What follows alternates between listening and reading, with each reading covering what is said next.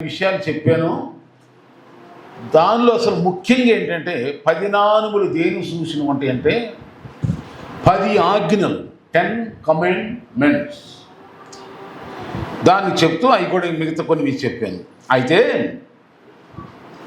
ఆ నాణెము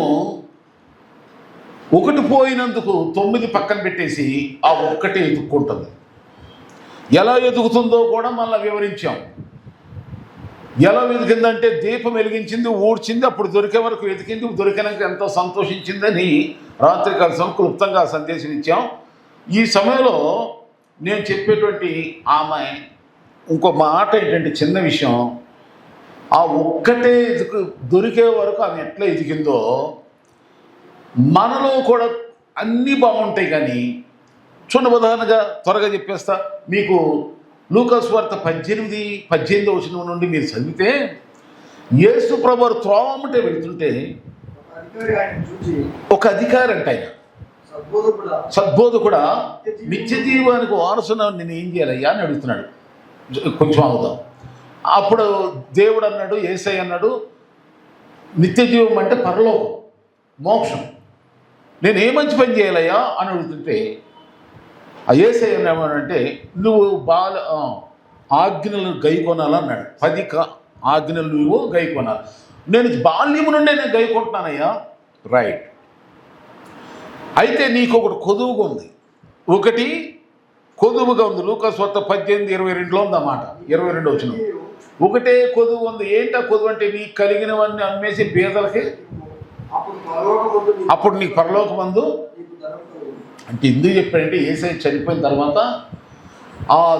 దేశం మీద యుద్ధం వస్తుంది, ఆస్తులు ధ్వంసం అయిపోతాయి, అసలు మనుషులే ఉండరు. అందుకని దేవుడు అదన్నీ ఎరిగి నీకున్నదంతా అమ్మేసి బీదలకి,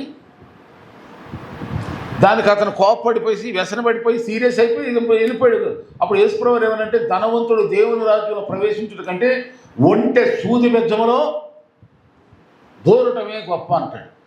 అంటే డబ్బు పిచ్చున్నవాడు దేవుల్లో ఉండలేడు, దేవుడు చెప్పినట్టు వినలేడు. అందుకని ధనాశ సమస్త కీడులకు మూలం. 1 తిమోతి పత్రిక 6:10 ఉందన్నమాట. ధనాశ సమస్త కీడులకు, కొందరు దాన్ని ఆశించి తమను తామే పొడుచుకుని నాశనం అయిపోయారని బయట చూస్తుంది. ధనమును నమ్ముకున్నవాడు పాడైపోను. కనుక ఈ విధంగా ఆ ఒక్కటి ఏ ఒక్కటి అయి ఉండొచ్చు, ఒక్కొక్కళ్ళు ఒక్కొక్కటి ఉంటుంది. ఈ అధికారితనం, ఇతడు ధనవంతుడు, ఇతడు అధిపతి, కానీ ఇతడు ఒక పిచ్చి ఉంది. అంత ఆస్తున్నా కానీ దేవుడు చెప్పినట్టు బేదలకు అంత పంచి పెడతానని చెప్పి ఒప్పుకోలేకపోయాడు, పిసినారు. కొంతమందిలో దేవునికి ఇవ్వలేనటువంటి పాడు బుద్ధి, లోబీ బుద్ధి, బయట షాపింగులకి, రోగాలు వస్తే జబ్బులకి, మెడిసిన్కి, అటుకి ఇటుకి డాక్టర్కి తెగపోసి పడేస్తారు, ప్రయాణాలు పోసేస్తారు, అన్నిటికీ పోసేస్తారు, పెళ్ళి డామ్ డీమ్ చేసి పడేస్తారు, అన్ని బంధుమిత్రులందరినీ కూడా బాగా ఎంజాయ్ చేస్తారు. కానీ దేవుని విషయంలో, ఖర్చు పెట్టే విషయంలో లోబీతనం, కిసిందనం ఉంటుంది. అందుకని ఆ ఒక్కటి ఎందుకు ఎతికిందో చెప్తున్నాను. నీకొకటి కొదువుగా ఉంది. ఏమిటి నీకు కొదువా? ఆజ్ఞలు గైకుంటున్నానయ్యా. చిన్నప్పుడు నేను భక్తి కలిగిన వాడే, నాలాగా ఎవడో లేడు మా ఊర్లో, మా బంధువులు ఎవడు లేడు, యూదుల్లో ఎవడు లేడు, నేనే ఆజ్ఞలన్నీ తూచలకుండా పాడేస్తున్నా. ఓ వెరీ గుడ్. కానీ ఒకటి కొదువు, డబ్బు పిచ్చింది. కుక్క బుద్ధి దుమ్ము దగ్గర బయటపడినట్టు డబ్బు దగ్గర నీ పాడు బుద్ధి బయటతుంది అని పోయాడు. ఈ వాక్యం వింటూ ఉండగా మీరు ఏదన్నా ఉందా దేవునికి విరుద్ధం? ఏదో ఉంది దాని సరే. అందుకని ఆ ఒక్కటి పోయినా కానీ విడిచిపెట్ల, దొరికే వరకు ఎతికింది, దొరికే వరకు. రెండవదిగా చూడండి, యేసు ప్రభువు ఒక ఇంటికి వెళ్ళాడంట. మరియ మార్త ఇంటికి వెళ్ళిపోయాడు. వెళ్తే మరియం ఏం చేస్తుంది? ఆయన పాదాల దగ్గర వాక్యం వింటుంది. మరి ఇంకోళ్ళు ఎవరు? మార్తమ్మ గారేమో పనుల మీద ఉంది. ఇద్దరు మంచిదే. ఒక మనిషి మా ఇంటికి వచ్చినప్పుడు వాళ్ళకి ఏదన్నా ఆతిథ్యం ఇవ్వాలి, అదే సమయంలో వాళ్ళతో కూర్చుని కూడా కాసేపు మనం, కొంతమంది ఇది చేస్తారు తీరు, అది చేస్తే. అందుకని యేసయ్య అన్నాడా, అమ్మ అది నిజమేలే, కానీ ఉత్తమమైంది ఏంటి? అవసరమైంది ఒక్కటే. అది అంటాడు 10:41 అంటాడు. 10:41 10:40 అంటాడు. ఇదిగో చదివారా ఆ మాట? చదివారా? లూకా సువార్త 10:41 ఉంది. మార్తా మార్తా నువ్వు అనేకమైన పనుల గురించి విచారం కలిగి తొందరపడుచున్నావు, కానీ అవసరమైంది ఒకటే. ఏంటది? వాక్యం లేకుండా భోజనాలు. ఇంకా వాక్యానుసారంగా లేకుండా నాకు ఇసుగు పడుతుంది చెప్తున్నాను. వాక్యం అర్థం చేసుకున్న కానుకలు ఎందుకు ఇవ్వాలి? అసలు ఎందుకు ఇవ్వాలి మీ దశంభాగాలు? ఎందుకు ఇవ్వాలి మీ డబ్బులు? వాక్యానుసారం బ్రతుకులు ఏముందుకు? ఎవడికి కావాలి? వాక్యం లేకుండా వాక్యం అనుకోండి ఎవరు పోయి ఇంకా పైగా ఉంటుంది తెలుసా? నేను అనేకమైన పనులు పెట్టుకుని ఇక్కడ విచారం తొందరపడుతుంటే నా చెల్లి వచ్చి నీ ముందు కూర్చుని వాక్యం ఏంటంటే నువ్వు వచ్చి కొంచెం సాయం నా చెల్లికి చెప్తున్నాయి అంటే వాక్యం వినకుండా పనులో హెల్ప్ చేయమని ఏం చెప్పాలి? దేవుడే చెప్ప. భోజనములకు ప్రార్థనకు వంతులు పెట్టకూడదు. దేనికి? అదే వాక్యం.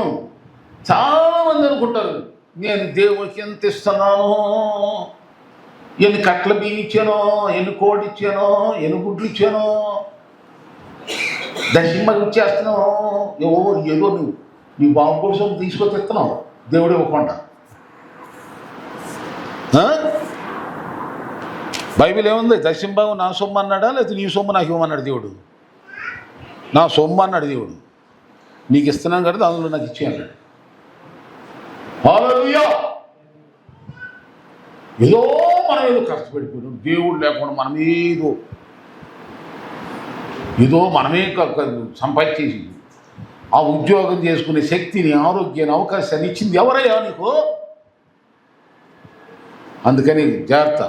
అందుకనే పనిలో మారుతుంటే నేను ఎంత విస్తారమైన పనులు పెట్టుకుని యేసయ్య కొరకు, యేసు ప్రభువుకి ఇన్ని వంటలు చేస్తుంటే, ఇంత శ్రమ పడుతుంటే, ఇంత చెమట కాడుతుంటే, ఇంత బాధపడుతుంటే మా చెల్లిని పెట్టుకుని ఆయన మాట్లాడుతున్నాడేంటి? వాళ్ళు కూడా మీకైనా తెలియదండి ఇంత పని చేస్తుంటే. నోర్మే ఈ తిండి ఎవడుకోవాలి? మార్తా నీకు ఇస్తాను పనులు పెట్టి తొందరపడుచున్నావు, కానీ అవసరమైంది ఒక్కటే. ఏంటది? మరి ఉత్తమైంది ఎందుకు? ఏంట ఉత్తం? వాక్యం వినకుండా భోజనాలు చేయమాకండి. వాక్యం అర్థం కాకుండా తిండి తినమాకండి. వాక్యం లేని చోట భోజనాలు అవసరం లేదు. ఇక్కడ ఎన్నాళ్ళు మీకు చెప్పాను నేను.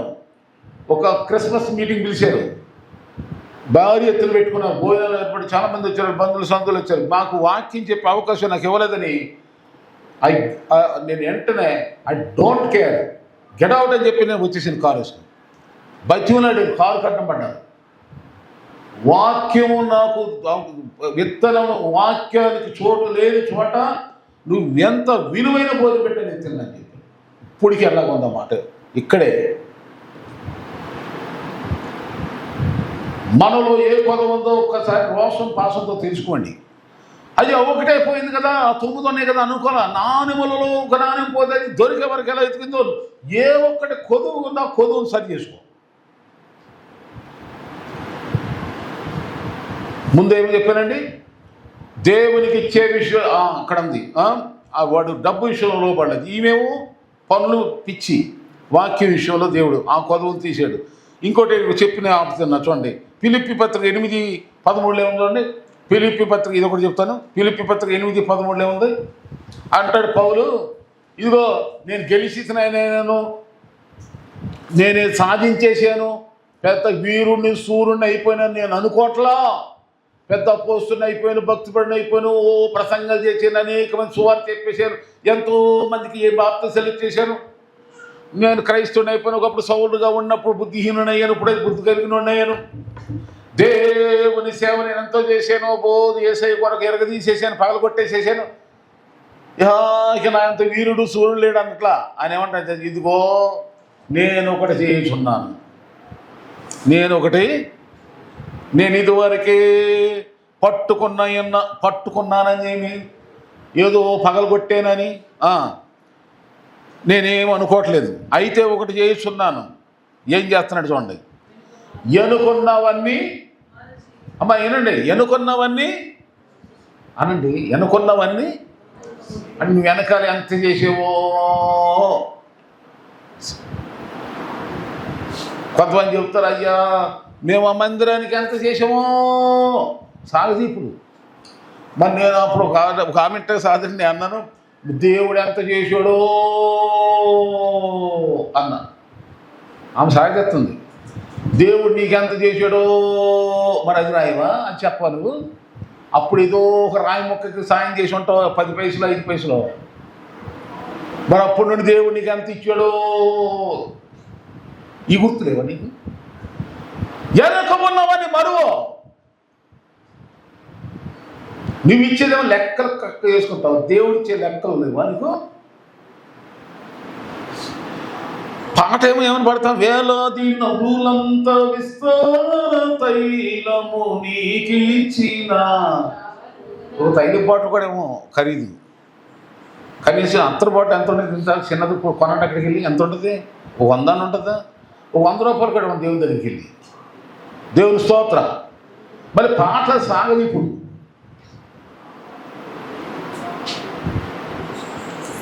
ఎంత ఇచ్చినా నీ రుణము తిరునా పాటలు ఎరగదీసేస్తారు, పగలగొట్టేస్తారు.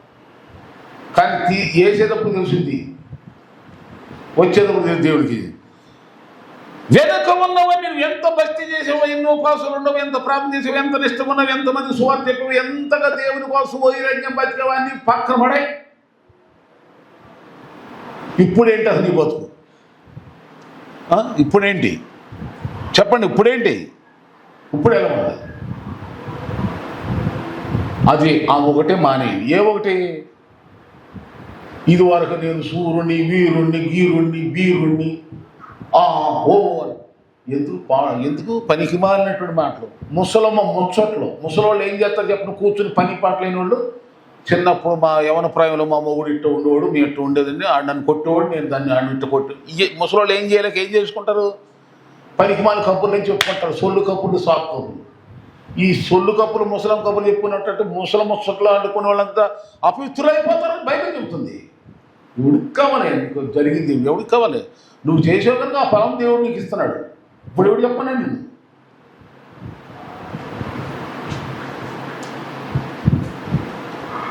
నువ్వు నానుములలో ఒక నాణం పోయింది. ఏమిటి? ఇదిగో ఒక్కటి కొదువు ఉందన్నాడు యేసయ్య వ్యక్తితో, ధనవంతుడితో. తర్వాత పౌలు ఏమంటున్నాడు? ఆ ఒకటి నేను చేస్తున్నాను, వెనుకున్న మర్చిపోతాం, ముందున్న వాటి కొరకు వేగను. ఇంకా నేను ఏం చేయాలో, ఎంత చెప్పాలో సువార్త, ఎంతమంది నా రోసం అయితే తెల్లదాం నుంచి ప్రాంతం నాకు చిచి నాకెవరు గుర్తురాదు తెలుస్తోతాను. ఇంకా నేను ఎంత చేయాలి ప్రభు? నన్ను వాడుకోరు, నన్ను బలం, నా ఉత్సాహం, ఉల్లాసం దేవుని కోసం తహతలాడుకుంటాను. ఆమేన్.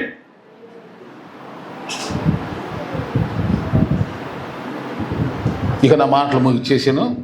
ప్రార్థన చేసుకుందాము. మరి ఫిలిప్పీ పత్రికలోనేమో 2వ అధ్యాయం వినండి. ఫిలిప్పీ పత్రిక 2వ అధ్యాయంలో 1:4 ఏంటంటే, ఒక సంఘం అంటాడు, ఒకటి తప్పు ఉంది నీ మీద. ఏంటి ఆ తప్పు? ఏంటి? మొదటి ప్రేమను కోల్పోయి. మొదటి ప్రేమ అంటే దేవుడి మీద ముందుగా ఎలా ఉండేది? మొదట్లో భక్తి ఎలా ఉండేది మందే? అబ్బో ఎంత దీనత్వం, ఎన్నో ఉపవాసాలు చెప్పమంటే చెప్తారు. ఏమా మొదట్లో భక్తి. కొంతమంది ఏమో మొదట్లో బాగుంటారు, కొంతమంది ఏమో మొదట్లో బాగోకపోతే తర్వాత ముగింపు భలేగా ఉంటుంది. కానీ ఇక్కడ బైబిల్ ఏం చెప్తుందంటే, మొదటిగా ఎందుకు అన్నాడంటే, మొదటి ప్రేమ ఎవరిదైనా ముందుగా ప్రేమ ఎలాంటిదంటే ఎంతో ముదురుముడు. కానీ ఆ ప్రేమ కోల్పోతున్నారంట వాళ్ళు. అది నీ మీద తప్పునేమో అవుతుంది. దేవుని మీద నీ ప్రేమ తగ్గిపోయిపోతుందా? సరి చేసుకో. ఇక ప్రసంగి 7:29 ఏంటంటే, ఒక మనుషులందరిలోనంట అందరి గురించి ఒక జ్ఞాని వివేచించి ఒక మాట అంటున్నాడు. ఒక జ్ఞాని అంటున్నాడు, దేవుడు అంట మనుషులందరినీ యథార్థవంతులుగా చేసేయంట. మన అందరినీ, మందిరంలో ఉన్న వాళ్ళనే కాదు, ప్రపంచంలో అన్ని రకాల ప్రజలు, మనుషుల్ని యథార్థవంతులు.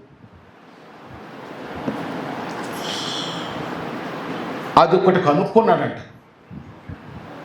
కానీ తర్వాత మనుషులే నానా విధమైన తంత్రాలు మనుషులే పుట్టించుకొని చెడిపోయారంట.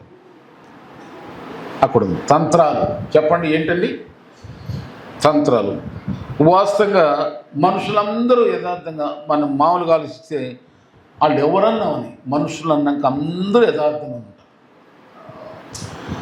ఇక రకరకాల తంత్రాలు ఒక్కొక్క దేశంలో, ఒక్కొక్క ఏరియాలో, ఒక్కొక్క ప్రాంతంలో, ఒక ఫ్రెండ్షిప్లో ఒక రకరకాల తంత్రాలు. దీన్ని బట్టి మనం ఏం నేర్చుకోవాలంటే దేవుడు మనందరినీ ఎలా పుట్టించాడని తెలుసుకుంటున్నాం. ఇప్పుడు మనం ఏం పొందాలి? ఒకటేంటి చెప్పండి? యథార్థత అనండి. యథార్థత. ఆ యథార్థత లోపించిందాం, సరి చేసుకుందాం. దేవుని యొక్క ప్రేమ చల్లరిందాం, సరి చేసుకుందాం. దేవుని యొక్క వాక్యం మీద మనకున్న ఆశ చచ్చిందేమో, ఒకసారి వాక్యం మీద ఆశని పెట్టుకుని దేవునికి ఇచ్చే విషయంలో వెనకం చేస్తామేమో. మిగతా అన్ని ఖర్చులకేమో 20% అప్పులన్నీ సొప్పులు చెబుతున్నావు. దేవుని విషయంలో నువ్వు దేవుడు చెప్పినట్టు ఇవ్వటానికి వెనకడుతున్నావేమో. ఆ ఒకటి పొదువు ఉందా? మన స్త్రీ ఏం చేసింది? దీపం వెలిగించింది, చీపురు కట్ట పట్టుకుంది, శుభ్రంగా క్లీన్ చేసి అది దొరికే వరకు, ఇవి పొందుకునే వరకు నువ్వు ప్రార్థన చేయి. దేవుని కనికరం పొందుకో. దేవుడు మిమ్మల్ని మీ కుటుంబాలను ఆశ్రయించిన దాకా.